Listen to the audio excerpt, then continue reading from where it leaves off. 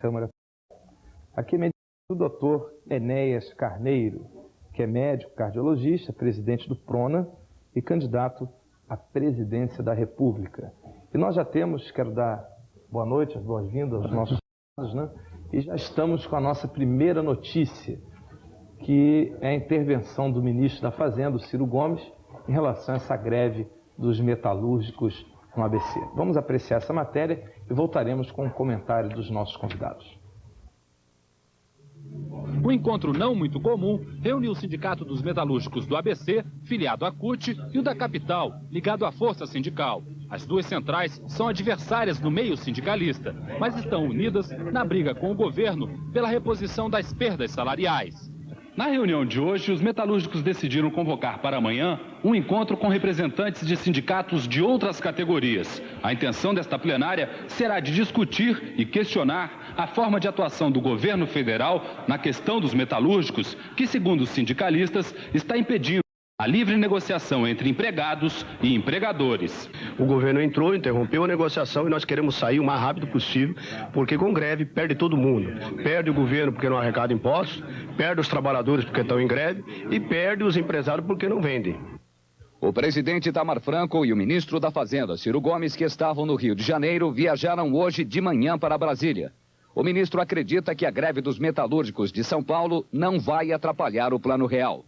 Ciro Gomes afirmou que os aumentos de salário só deverão ser concedidos na data base da categoria. A data base dos metalúrgicos é em abril de 1995. É uma tradição dos metalúrgicos do ABC fazer uma antecipação da data base em novembro dos anos. Nós estamos em setembro e ainda sequer no meio do mês de setembro. E por que uma greve?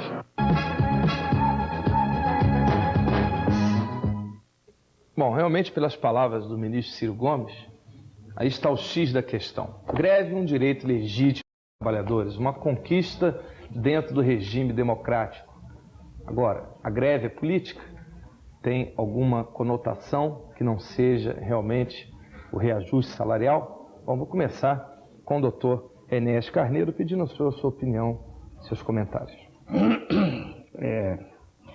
No livro que o nosso grupo, o nosso partido escreveu, que já foi apresentado aqui em São Paulo há alguns dias... Posso mostrar? À vontade. Um grande projeto nacional que está, aliás, já hoje, estamos na madrugada, nas bancas aqui, em todas as bancas de São Paulo. Nós comentamos, a página 28, que o plano que que o governo está implementando, né, o plano que está sendo apresentado à nação e desenvolvido, chamado Plano Real, tem apenas uma âncora e mais nada. A diminuição de salários. Quando a URV foi lançada em março de 94, os preços aumentaram vertiginosamente. Isso ocorreu depois, tudo está escrito aqui no nosso livro, ocorreu depois muito, quando o real foi instalado. Houve uma perda salarial no mínimo de 30%, de todas as categorias, não apenas dessa que tem greve. E nós previmos aqui que isso ia ocorrer. Então, quando o senhor pastor diz que a greve é constitucional, não há dúvida que ela é constitucional. É um direito legítimo do trabalhador. E que as classes organizadas iriam fazê-lo, também não há dúvida. Há uma questão só aqui. Como o plano não tem nenhum outro tipo de âncora, como o plano não mexeu nas questões precípuas, através das quais poderia ser debelado o processo inflacionário, o plano não mexeu na carga tributária, não mexeu nas taxas de juros, deixou para depois, se é que vai ser feito, e mexeu apenas nos salários, é evidente que qualquer reposição salarial refletir-se-á instantaneamente nos preços. Porque a empresa visa a lucro. Então não há como, se o preço de um produto contém nele embutidos os salários, não há como um aumento de salário não ser refletido. De forma que, e nós previmos isso aqui, está começando o processo através do qual o plano, sem dúvida, ao nosso ver, vai só sobrar. Se o senhor pergunta, é legítima a greve? Sem dúvida. Não só dessa categoria, mas de qualquer categoria, uma vez que todas as pessoas que trabalham foram prejudicadas com a instalação do plano.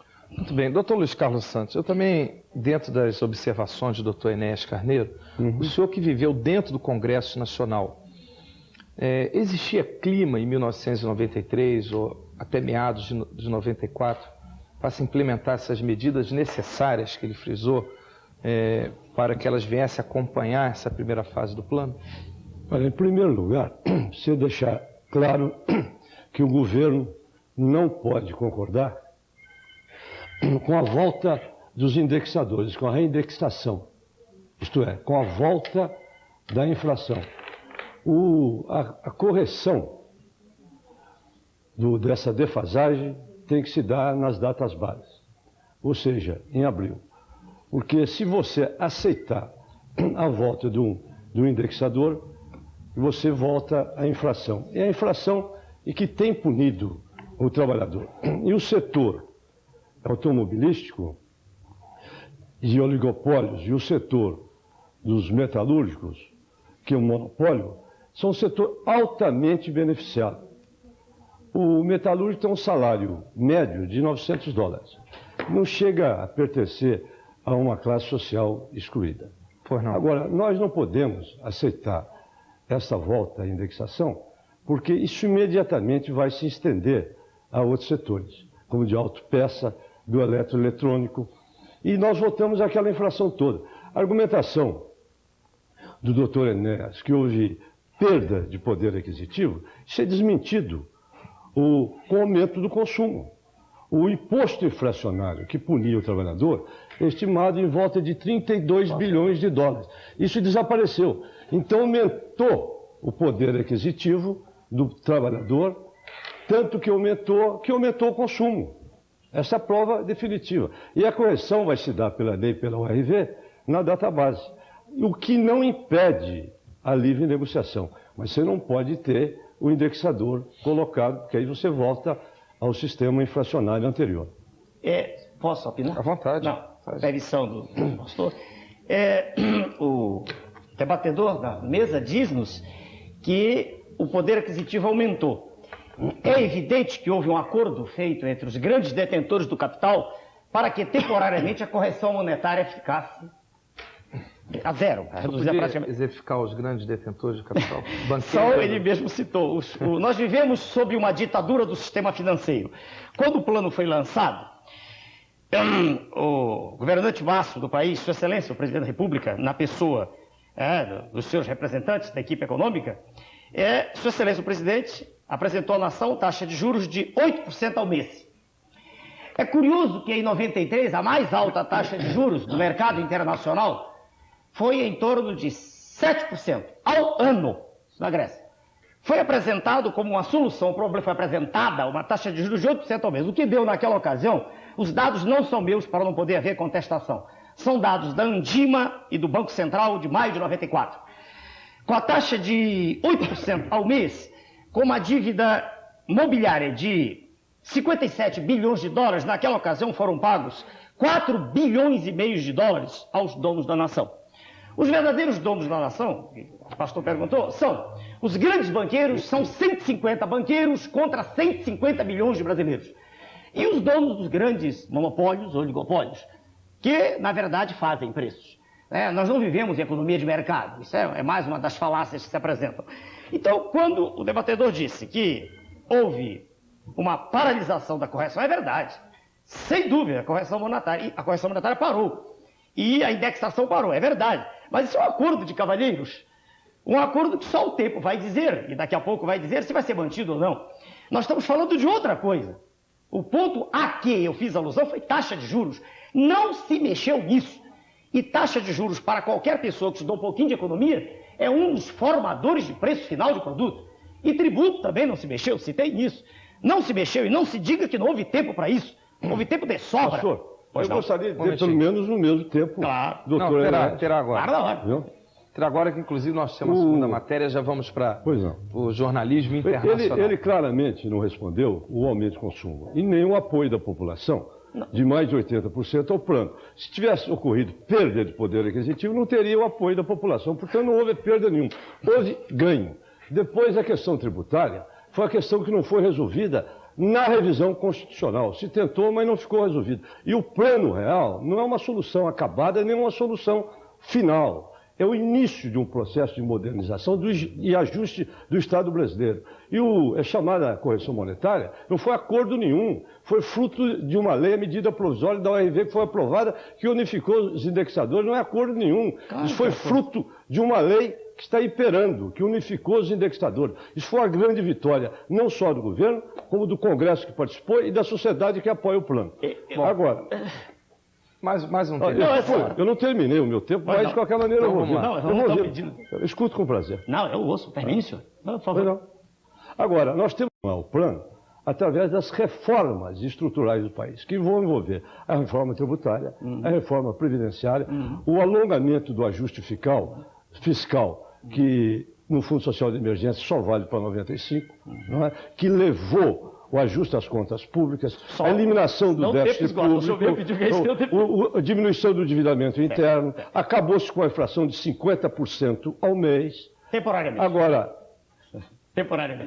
temporariamente, mas vai continuar. Estamos no ar. Vai continuar através do alongamento do Plano Real, através das reformas estruturais que eu estava citando. Eu quero que o senhor responda só uma pergunta. Envolve flexibilização de monopólios, envolve estímulos ao processo de privatização para que atraia capital de fora para gerar novos empregos. Acontece que aqueles que querem dizer que a situação hoje é pior do que era ontem, isso é uma situação tão absurda. Nós convivemos 30 anos com uma inflação que penalizou o povo, desorganizou o Estado, desorganizou a economia.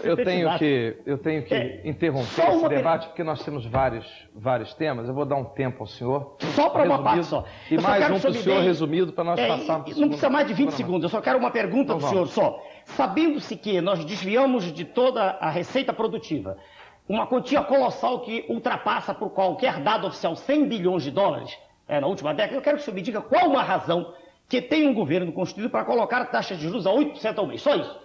Só essa pergunta. Agora, sua pergunta e depois nós vamos a outra. A taxa de juros que o governo pagava... Isso. Não, essa de 8%, só essa. A taxa de juros que o governo pagava antes do Plano Real para colocar os seus títulos, para aumentar o seu endividamento, chegou a mais de 30% reais ao ano. Sim, isso é que nós nos livramos disto.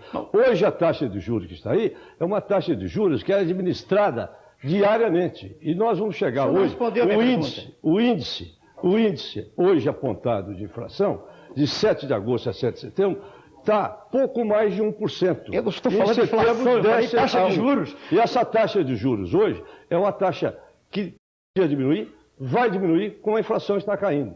Eu queria fazer apenas um pequeno comentário. O doutor Enéas colocou suas posições, muito bem colocadas, sob o seu ângulo de ver, também o doutor Luiz Carlos Santos. E gostaria de lembrar que o Plano Real, ele tem uma proposta na primeira fase de estabilização da economia. Quando um doente ele está muito ferido, leva, por exemplo, uma pessoa leva um tiro, digamos, ela está muito ferida.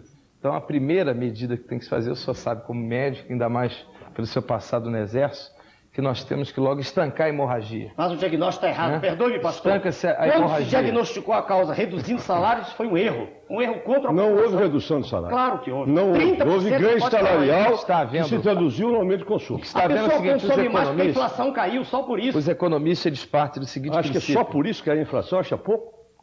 Os economistas isso engana uma pessoa simples, Acha humilde. pouco a inflação, livrada da correção monetária, acha Os pouco. economistas acham o seguinte, que a inflação é a maior praga, é o monstro que Sem tem que ser dúvida. paulada nesse monstro. Mas o diagnóstico Não é é pouco errado. acabar com a inflação, acha Paulada, O diagnóstico está acha errado. que pouco acabar com a inflação. Não acabou com a inflação. Não, aumentou, Enganou né? o tempo. Não adianta segurá-la. O cruzado fez isso. A maioria dos Não, o cruzado tem nada a ver com o Plano Real. A maioria dos Cruzado é economistas, transferência de renda. a maioria dos economistas, Nada a dos ver. técnicos, avalizam esse plano O professor Décio Munhoz, titular de Política Econômica da Universidade de Brasília, não avaliza. que ele Professor fala? Marcos Coimbra, da Escola Superior de Guerra, não avaliza. Por favor. Não, lembre-se a maioria, Ah, a sim, grande mas a maioria maioria dos está economistas atrelada a um estão avalizando. processo. Perdoe. A maioria está atrelada A maioria a um está processo. sendo desmentida pelos fatos e pelo apoio da Mas população. não há população, Eu vou infelizmente... ter agora que realmente interromper, porque aí já passou. Claro, passamos do- já claro. passamos Sem dúvida. da discussão um pouco genérica do assunto. Teríamos que fazer um tema realmente para falar sobre Sem o plano dúvida. real e podermos analisar mais profundamente.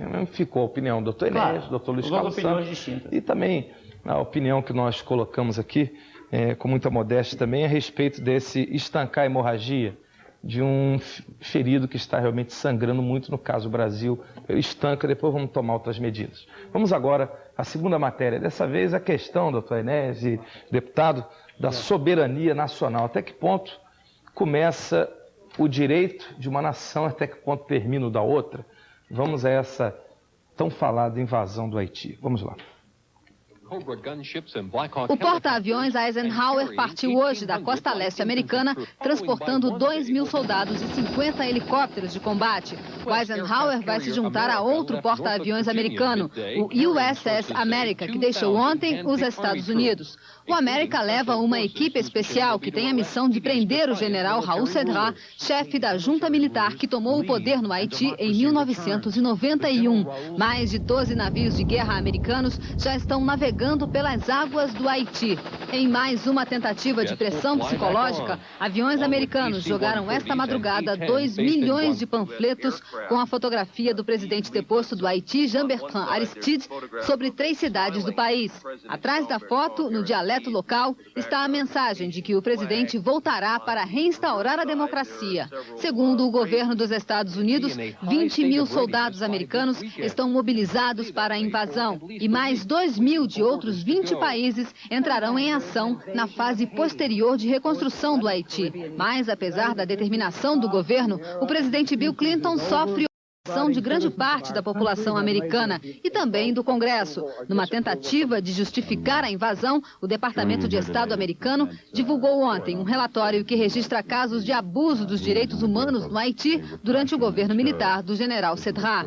Hoje, os corpos de 2 rapazes baleados foram encontrados perto da capital, Porto Príncipe.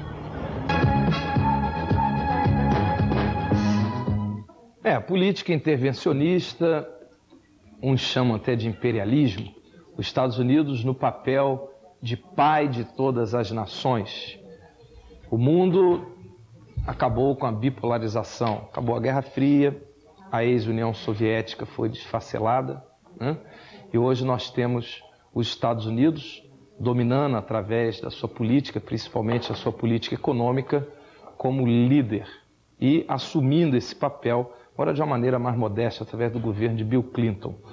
E essa invasão no Haiti, um direito ou um erro em todos os sentidos? Doutor Enéas. Eu não aceito. Primeiro, eu não conheço nenhum foro internacional no qual os Estados Unidos tenham recebido o direito de intervir. Não conheço isso. Se alguém conhece, é claro, na mesa vai mostrar. Eu não conheço nenhum documento nesse sentido. Conheço trilateral, declarando que há países centrais e periféricos, conheço o G7, mas não conheço nenhum tratado que dê aos Estados Unidos que lhe outorgue esse primeiro. Segundo, e mais sério ainda, se nós, aqui no Brasil, não aceitamos esse direito de nós fazermos essa intervenção, nem que ninguém faça sobre nós, não entendo como nós possamos aceitar com o país vizinho. A meu ver, não há necessidade de perder mais tempo. E o próprio Conselho de Segurança da ONU não tem. Não vejo. Não tem nenhuma democracia porque o país não tem poder de veto. Não vejo por que essa discussão ser procrastinada. Não vejo, meu ponto de vista. Por não, doutor também não tem muito que alongar, nem encontrar argumentos novos. Nesse campo, estamos de acordo. Nós estamos de acordo. O senhor, então, não é favorável à invasão do Haiti? Acho que cada um cuide da sua política. O país tem autodeterminação. É muito difícil você aceitar uma exceção, porque a partir daí você passa a justificar outra. Abre-se um flanco. Muito bem. Bom, nós vamos então à nossa terceira matéria. São Paulo está vivendo um boom imobiliário. Só no mês passado foram lançados 5.000 novos empreendimentos. Em pleno Plano Real, como é que nós vamos analisar isso? Vamos lá. O Plano Real está abrindo as portas da casa própria para muita gente. O número de lançamentos do mercado imobiliário em São Paulo triplicou no mês passado. Cerca de 5.000 apartamentos foram colocados à venda. E a estabilidade econômica virou o principal argumento dos vendedores. Hoje nós temos os clientes que se concentram justamente principalmente no congelamento das prestações por 12 meses, sendo que somente será repassado a variação pela nova medida provisória do IPCR ao final de 12 meses. Ana Carolina está fechando o contrato para comprar um apartamento de R$90 mil. Vai pagar R$900 por mês e aposta que a prestação não vai subir. Se não houver inflação, ou seja, se o plano realmente der certo, se efetivamente a inflação vier a 0 a 1% ao mês, eu vou pagar sobre a prestação daqui a 13 meses 1% ao mês, ou nada. Além de comemorar o aumento nas vendas, as construtoras estão comemorando também uma queda no preço do material de construção. Pela primeira vez desde o início do Plano Real, acontece uma deflação. No mês passado, o índice da construção civil caiu 0,4%. Só o consumidor não pode comemorar. As construtoras dizem que mesmo para quem tem contrato reajustado pelo índice da construção civil, a prestação não vai baixar. Nós estamos congelados por 12 meses. Ao fim desse período, se houver uma deflação, então ela será repassada sem dúvida alguma.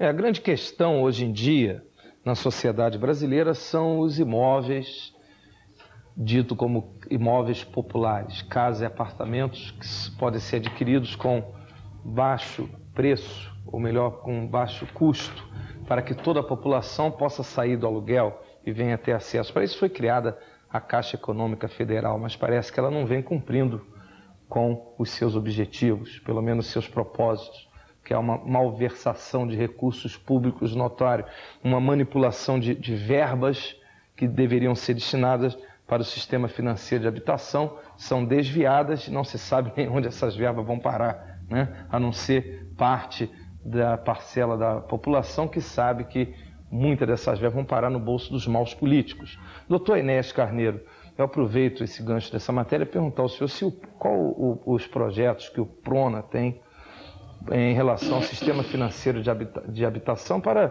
que o povo possa adquirir casas, porque nós vemos condomínios, não é só a pessoa que tem muito dinheiro para comprar, mas essas casas populares, o trabalhador comum tem acesso. O senhor já fez a análise bem apropriada da situação. Quando eu vi o comentário ali, a moça dizendo que vai pagar R$900 por mês, fica evidente que ela pertence a uma classe camada da sociedade que é privilegiada. Uma vez que 2/3 da população estão entre meio e 2 salários mínimos. Nos níveis atuais, quero crer, isso chega a R$130 por mês. Ora, ganhando R$130 por mês é uma pilhéria pensar pagar 900. Então, o tal boom está privilegiando, está se dirigindo apenas a quem tem poder de compra. Esse boom não tem reflexo nenhum nas pessoas que estão marginalizadas do processo. Isso encerra a discussão. Primeiro, eu quero crer que não há nem o que ser discutido. Não há. Né? E no que concerne a um... Isso, inclusive, não está no nosso livro, não foi abordado aqui. Mas aqui estão abordadas diversas outras questões energéticas, saúde, educação, mas essa questão não está aqui. Agora, um ponto que pode ser examinado é o seguinte. Com salários desse nível, não há solução. E para que salários sejam aumentados, é preciso que haja aumento de produção. Eu repito sempre, todas as vezes que me pronunciei a respeito. E isso está dentro de um grande projeto aqui de macroeconomia. Vejam, senhores, os telespectadores. Claro que a inflação o domínio da inflação é primacial. Só que é preciso não só deter a inércia. Quando se corrige, quando se detém, quando se breca, quando se põe um freio na correção monetária, detém-se a inércia, tal como ocorreu no cruzado. Detém-se a inércia inflacionária. Mas há outras coisas. O preço de um produto resulta de uma opção de coisas, uma série de parcelas que aí estão embutidas. E enquanto não se mexer naquilo que é transferido ao valor final do preço, a inflação não acaba. Então, a primeira coisa é fazer com que o preço dos produtos fique realmente menor. E, a médio prazo, aí sim, diminuindo, né, o valor unitário de qualquer coisa que a gente compre, aí é natural que os salários possam ser aumentados. Aumentar por decreto não adianta nada, porque ele vai ser repassado aos preços. Havendo um aumento real de salário, né, um aumento em que aquilo que a pessoa recebe, unidade monetária, tem maior valor, aí sim, aí a gente pode pensar no plano. Antes não. Antes é um sonho, não há como. É preciso que o sistema financeiro de habitação volte a ter a finalidade que devia ter, para a qual foi criado, não tem. E é preciso, em suma, a meu ver, que exista um governo forte que atue no sentido de fazer as coisas funcionarem. É esse o meu ponto de vista. Deputado, tudo passa por orçamento. O governo precisa ter orçamento. E dentro desse orçamento, o chamado equilíbrio orçamentário. Não se pode gastar mais do que se tem. Que uma da despesa maior que a receita, o governo vai ter que pegar dinheiro emprestado. Corre ao mercado internacional, endividamento, enfim, problemas cada vez maiores. Como o senhor vê a questão municípios, estados e a própria União, né, terem uma participação, como frisou o doutor Enéas, em relação ao sistema financeiro de habitação? Em outras palavras, resumindo, no português mais claro, como é que nós podemos fazer para que o pobre, aquela pessoa de baixo poder aquisitivo, como é que se pode encontrar uma solução, pelo menos quebrar um pouco a cabeça, pensando para que o pobre tenha acesso à sua casinha? Olha, pastor, eu fui secretário de Habitação do Estado de São Paulo. Eu criei o Plano Habitacional do Estado de São Paulo, que gerou essas 200 mil unidades que estão aí. Fiz entendimentos com os prefeitos, você tinha a doação não desapropriação dos terrenos. Isso barateou a casa, barateou a prestação, facilitou que pudesse ser adquirida essas unidades. Esse é um plano que deu certo. Agora, você teria que buscar também, buscar recursos no mercado, não depender só do Estado para resolver essa questão. Você tem um déficit de 12 milhões de unidades no país. É uma coisa absurda. Então, essa questão não é para ser corrigida pelo Estado. A questão é ser corrigida pelo mercado, você buscar recursos no mercado para estimular a construção de novas unidades, de loteamentos e enfim, você estimular o mercado. Veja você, o boom no mercado imobiliário, esse mercado esteve paralisado por mais de 10 anos. O que é isto? Isso é perda de poder aquisitivo, é um negócio inacreditável. Isso não é perda de poder aquisitivo, não é recuperação do poder aquisitivo que possibilita 5 mil novos lançamentos. Não é isso? Isto aqui é resultado do plano real. Isso é resultado da eliminação da inflação. Ninguém poderia fazer 5 mil lançamentos, você não tinha previsão de custo e nem adquirir. Agora, você, com a eliminação da inflação, você vai corrigindo os setores desorganizados da economia e do Estado. E um deles é o setor habitacional, que vai se beneficiar pela eliminação deste processo inflacionário. Muito bem. Doutor Enésio, uma pergunta.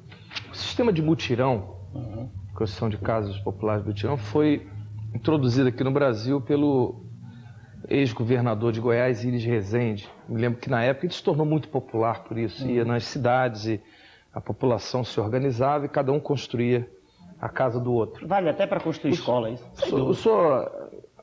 Independentemente de quem tem a ideia, toda ideia boa tem que ser recebida. Lógico. Não interessa quem teve a ideia. Não há dúvida. A ideia não tem dono. A participação da sociedade é fundamental nisso. Eu só discordo de dizer que é o mercado que vai regir isso. Para o pobre, para o indivíduo ganhar 1 ou 2 salários mínimos, não há como o mercado. Um Estado que fica omisso em relação ao pobre... Eu falei com o mercado. Eu não falei seu mercado. Nem seu Estado. O Estado com o mercado. Estado e mercado. Parceria. Isto. Mas eu repito, uma pessoa que ganha isso que está, ela não tem como, não sobra nada. Porque por exemplo, o Estado, no caso, fornecendo material de construção, doutor Enésio, seria... Sem dúvida. Aí sem faz dúvida. o mutirão, já resolveria. O mutirão é algo viável, factível e deve ser feito... Para a nossa realidade é bem viável. Sem dúvida, sem dúvida. A participação ativa da sociedade com a mão de obra. Isso vale para a escola e vale para muitas outras coisas. Muito bem. Eu tenho algumas considerações aqui. O mestre Júnior faz uma pergunta. O senhor é delegado de polícia. Está um pouco fora da matéria, mas eu vou aproveitar, visto que o senhor é um candidato majoritário a presidente da República. Ele gostaria de saber o seu plano de governo na área de segurança pública, doutor Enésio. Você podia explicar para o mestre Júnior? A resposta já foi dada em outras entrevistas para o mestre Júnior, senhor delegado. Veja bem, a segurança pública não é uma questão nacional.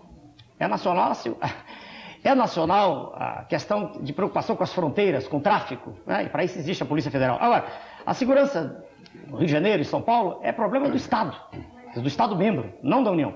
Mas a Constituição também prevê que quando se chega a um Estado quase de calamidade pública, como por exemplo ocorre no Rio de Janeiro, aí está prevista a intervenção. Digamos assim, um remédio amargo, mas em certas situações não há outro. O que deve existir, eu repito sempre, é exemplo. Exemplo. Quando se tem no topo da pirâmide o não cumprimento da lei, nada funciona. Nem o sinal de trânsito, nem a ele existe obediência.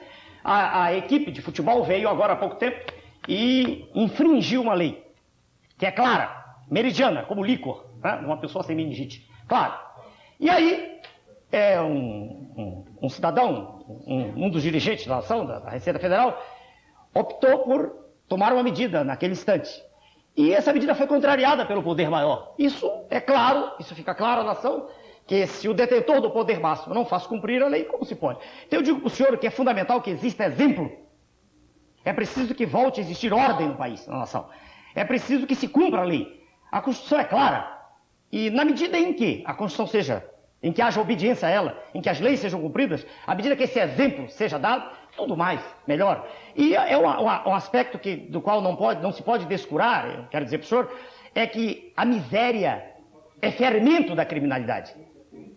Numa nação como a nossa, em que as desigualdades sociais são tão gritantes, entra governo, sai governo, e eles se repetem uns após os outros e nada se faz, é compreensível que a criminalidade esteja crescendo tanto. Quer dizer, é preciso que, no momento, se o senhor perguntar a curto prazo, numa situação terrível como aquela que nós vemos no Rio de Janeiro, e não sei como estamos aqui em São Paulo, não deve ser muito diferente, em Rio de Janeiro, eu vejo que no alto caminho. Há poucos dias, um amigo meu, conhecido professor de computação, foi assassinado. Friamente, Gianluca. Isso acontece toda hora. Então, a curto prazo, intervenção. A médio prazo, educação da massa, educação mesmo, de fato, formação, não só instrução, formação de valores. E como é que o senhor vê a participação das Forças Armadas? Eu vejo, num determinado instante, como nesse instante, escritos, inclusive prevista a Constituição, como fundamental. Porque, apesar de a sua função precípua ser a segurança nacional, elas são um elemento respeitado pela sociedade, sem dúvida, né? Uma das raras ilhotas de negação de entropia no oceano de desordem em que vive a nação. Então, é importante que elas sejam mobilizadas. Só uma coisinha que eu queria dizer. Os meios de comunicação têm papel importante nisso. E a Constituição também prevê isso. O Estatuto da Criança e do Adolescente está fazendo 4 anos de aniversário, não adiantou nada. Cenas de violência, de sexo explícito, de lascívia, de estímulo a tudo que não presta, são apresentadas diariamente no horário nobre da televisão. A família está sendo agredida. A família está sendo agredida de modo violento e nada se faz. Falta coragem para agir. E é possível agir dentro da lei, a Constituição prevê. Não se encontra nenhuma rede de televisão exemplar nesse país, não há dúvida nenhuma. Bom, nós temos aqui algumas participações que são dirigidas ao doutor Enéas, eu passo em suas mãos. Realmente a participação de todos nós no contexto social, ela tem que melhorar, tem que ser mais... tem que ter mais qualidade, a sociedade está precisando de qualidade. Nós precisamos preservar determinados valores, e essa bandeira nós não podemos deixar de ponhá-la, como bem frisou o doutor Enéas, quando cita os exemplos da pornografia, do sexo explícito, da lascívia, enfim, da participação dos meios de comunicação. Vamos diminuir esses programas que não contribuem em nada para a formação do povo brasileiro. Inclusive, doutor Enéas, é difícil hoje, eu me lembro na minha época de garoto, cantava o hino nacional na escola. Eu disse isso há pouco tempo, disseram que eu era fascista? Porque eu disse que era preciso cantar o hino nacional na escola. Então eu também sou fascista. Então somos todos. Não, o senhor também acha importante cantar o hino nacional na escola, como se cantava antigamente, doutor Luiz Carlos Santos? Eu acho que deve se cantar. E nem por isso somos fascistas, né? Ser fascista por outras razões, não por esta. Por outras razões, sim. Não por isso, não por cantar. E não por isso, não por defender o civismo, não por defendermos a preservação nacionais, dos valores, exatamente, da família, principalmente, etc. E nós temos que ter tudo com uma certa dose de equilíbrio. E o que é certo tem que se ter coragem de dizer, não há dúvida nenhuma. Agora nós vamos a uma outra parte, a parte da ética na política. Realmente está havendo uma varredura em todo o território. Uma revolução ética. Uma revolução ética no país, doutor Enéas. Antigamente, fatos como esse aqui passavam desapercebidos. O jornal podia publicar, mas não acontecia nada, né? A grande novidade é que se passou realmente a punir. Aqueles que erram são punidos. Desde o presidente da República, que foi afastado por pressão popular, aos deputados e senadores da CPI do Orçamento, o Bisol, que recentemente afastado, vices que foram afastados, o próprio ministro, que por um escorregão pagou o preço, uma figura notável, mas pagou, e agora o caso do presidente Humberto Luciano. Parece que nós estamos numa nova perspectiva, um novo horizonte, parece que está começando a clarear a nossa frente. Pelo menos nesse episódio, vamos analisá-lo. O TSE bateu o martelo, mostrou que vai fazer cumprir à risca a legislação eleitoral. Por 5 votos a 1, condenou o presidente do Congresso. O senador Humberto Lucena fica impedido de se candidatar agora e por mais 3 anos, por ter impresso material de campanha na gráfica do Senado. Há 19 dias das eleições, calendários como esse podem interromper os planos de outros candidatos. A decisão só não fez tremer o Senado porque a casa está vazia. Apontado por Lucena como um dos clientes da gráfica do Senado, o senador Ney Maranhão mostra com orgulho os cadernos que mandou imprimir e diz que não teme a cassação. Lá em Pernambuco, do prefeito de escada do PT ao PMDB, ao prefeito Jaba Vasconcelos, a todos indistintamente, eu entrego caderno. Então, isso não é propaganda eleitoral. Se todos fizessem isso, amenizava o material de ensino no Brasil. No Senado não param de surgir novos impressos de campanha pagos com dinheiro público. Essa capa de caderno traz toda a chapa de candidatos do PFL pelo Maranhão. Alexandre Costa, Edson Lobão e Rosiana Sanei, lado a lado. A justiça não pode ser feita apenas para uma pessoa num país, deixando-se de considerar outras pessoas que tenham realizado, cometido a mesma falta. A decisão do TSE pode provocar uma verdadeira maratona de denúncias e de novos pedidos de impugnações de candidaturas. Já há quem preveja uma reviravolta inédita no cenário das próximas eleições, com os partidos tendo que correr à cata de novos candidatos para substituir os impugnados. Aqui no Senado, a lista promete não ser pequena. Muito bem, vou começar mais uma vez pelo doutor Enéas Carneiro. Essa situação aí da cassação do senador Humberto Lucena, sem querermos entrar ainda no mérito, pelo menos da minha parte, porque ainda vai ser julgado aqui um recurso, né, pelo, como diz a matéria, pelo advogado Saulo Ramos, contratado pelo senador Humberto Lucena. Como sobre essa questão do uso da máquina, do governo, enfim, a ética na política? Frente a razões de disciplina num programa, eu prefiro me eximir de fazer comentários mais profundos sobre essa questão. Eu quero apenas lembrar um fato ocorrido, eu estou referindo a um compromisso assumido com a direção do programa. Mas, apenas fazendo referência ao que ocorreu em 1989, com a eleição de Sua Excelência o presidente Collor, e depois, quando houve impeachment. É preciso que a nação saiba de uma coisa, de modo bem claro. Tudo que estava ocorrendo, o dessangramento progressivo da nação, a espoliação de que estava sendo vítima o erário público, tudo era de sobra conhecido. Sua Excelência o Presidente, na verdade, foi denunciado pelo seu irmão, por um membro do clã. Suas Excelências, os congressistas, sabiam de tudo. E nada teria sido feito se o irmão de Sua Excelência não viesse a público. É preciso deixar as coisas bem claras. Quando houve também a questão mais à frente do orçamento, aquilo era uma coisa sobremodo conhecida. A deputada do partido a que pertence, dona Regina Gordilho, ao entrar na Câmara, fez comentários na imprensa dizendo que aquilo ali era insuportável, que havia coisas horríveis ali ocorrendo. E um senhor que já foi cassado, presidente da Câmara naquela ocasião, disse que ela precisava provar. Ela disse: eu não tenho provas, mas eu sinto no ar isso se passando aqui, em todas as conversas, em todos os lugares. Não participaram apenas aquelas pessoas da Comissão do Orçamento. Muita gente sabia do que estava ocorrendo. Então eu me permito dizer para o senhor, pastor, que eu não sou entusiasmado com isso, não. Tá? Não vejo com esse entusiasmo. Eu vejo o mesmo fenômeno. Pega-se um, pega-se outro, e ele serve, pelo Deus do céu, de bode expiatório. E o fenômeno continua, é assim que eu vejo. Deputado. Há indiscutivelmente uma revolução ética no país. O nível de exigência aumentou, não se aceita mais comportamentos como comportamentos de um presidente da República, de deputados, senadores, que praticaram delitos. E hoje vocês punem. Realmente hoje há a punição. Muito bem. Nós vamos a um breve intervalo comercial. Em seguida voltaremos com as principais manchetes dos principais jornais do Brasil no dia de hoje.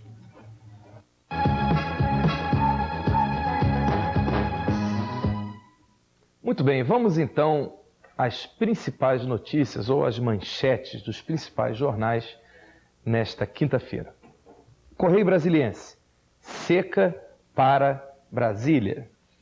Jornal Hoje em Dia de Minas Gerais. Governo conversa hoje com empresários e grevistas. 0 Hora.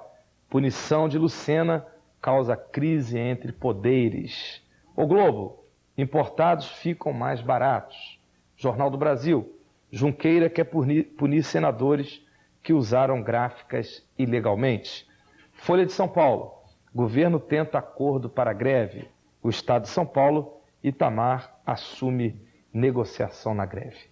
Nós chegamos ao final do nosso programa 25ª Hora, apenas algumas participações. O Antônio Alves, escriturário Guarulhos, diz que o aumento do salário dos deputados é que causa inflação. A Cleonice Almeida do Lar Butantan, ela diz: os políticos estão tentando trabalhar contra o real. Mas por que não fizeram nada para ajudar a população antes do real? O real está aí e vai prevalecer para a alegria do povo brasileiro. Celso Landim, aposentado, ele dar uma sugestão: por que o 25ª Hora não aborda um tema da perseguição e discriminação pertinente ao aposentado? Muito boa, vou deixar aqui, sugerir ao Paulo de Andrade. Sérgio Jacquinian, economista, ele diz que, já que o Plano Real é eleitoreiro, se é eleitoreiro, qual é a solução para destruir a inflação? Ele diz que não vê outra solução anuncia o Plano Real e deixa as suas solidariedades ao deputado Luiz Carlos Santos. Geraldo José, maquiador, Mogi das Cruzes, ele dirige a pergunta ao senhor, doutor Enéas. Eu faço a pergunta e também quero agradecer a sua presença, pedir juntamente com a resposta a essa pergunta, as suas considerações finais. Ele diz o seguinte, ele é maquiador aqui de Mogi das Cruzes, ele diz: doutor Enéas, se o senhor sabe que o minério, ferro, sai do Brasil ilegalmente, por que não faz alguma coisa para impedir? Diz que é um admirador seu, eu gostaria de ganhar um livro. Tá aqui. Obrigado, senhor Geraldo. Eu não faço nada porque nada posso fazer. Só há uma pessoa que tem poder para isso, é Sua Excelência o Presidente da República. Mais ninguém. A política mineral é da União, não é de Estado-membro, não é de município, e ninguém tem condição de modificar isso. Só uma informação para o senhor. A sua nação, a nossa nação, é a mais rica do planeta em subsolo. É a mais rica em água potável. É a mais rica em floresta. É a mais rica em todos os dotes naturais. Tristemente, é um dos piores índices de distribuição de renda do mundo. Sobre o livro, a gente vai mandar para o senhor e as considerações finais o senhor pediu. Pois não. Eu só queria dizer para a população uma coisa, para os telespectadores que estão até essa hora nos ouvindo. Nós temos, eu digo nós porque eu sou cidadão também como o senhor que está ouvindo, nós temos todos sido enganados permanentemente, ano após ano, década após década. E o senhor não espera nada em pagar para ver. Daqui a pouco o senhor vai ver, daqui a pouco, após as eleições, o senhor vai ver uma coisa maquiavélica que foi urdida, diabolicamente planejada, para que o senhor inocentemente acreditasse nisso. E mais uma vez, as suas esperanças tristemente desaparecessem. O senhor vai esperar. Eu não tenho como lhe mostrar isso. É impossível lhe mostrar, acenar. Mas tristemente, esteja certo disso, o que está aí acenando para o senhor é uma farsa. Não quer dizer o seu nome? Não precisa, senhor. Obrigado. Então, tudo bem. Deputado, muito obrigado. Daqui a pouco nós vamos ter um país melhor. Daqui a pouco nós vamos ter um país mais moderno. Daqui a pouco nós vamos ter um país mais desenvolvido, com reformas estruturais, um país mais ordenado politicamente e juridicamente. Daqui a pouco o brasileiro vai se orgulhar de morar nessa nação. Nós não vamos voltar nunca mais à situação passada de inflação. Há aqueles que torcem pela inflação, aqueles que torcem pelo câncer, aqueles que são negativistas, aqueles que não apresentam nunca uma alternativa, só sabem criticar, o plano deu certo, tem apoio do povo brasileiro de mais de 80%, o poder aquisitivo aumentou, o povo está satisfeito. Daqui a pouco, não tem farsa nenhuma, daqui a pouco tem um avanço, porque isto é uma exigência da nação. Muito bem.